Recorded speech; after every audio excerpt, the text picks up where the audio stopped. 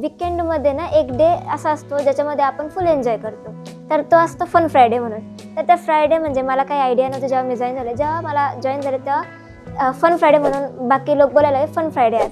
तर मग मला डोक्यात असं चालायला लागलं फन फ्रायडे म्हणजे काय करणार आहे नेमकी, फन काय घेणार आहे. तेव्हाच मला कळलं होतं की फन म्हटल्यावर गेम वगैरे काहीतरी येणार आणि गेम्सचं नाव ऐकलं तर प्रत्येकाच्या मनात उत्सुकता जागी होती.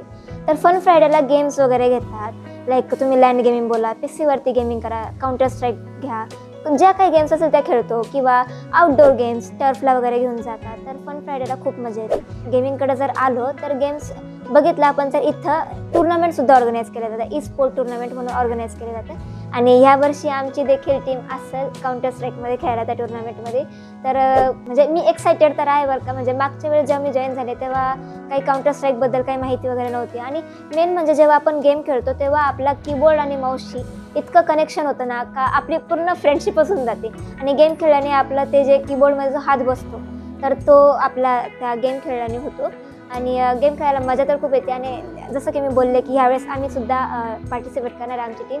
तर एक्साइटमेंट तर आहे मला काउंटर स्ट्राईकची गेम खेळायला.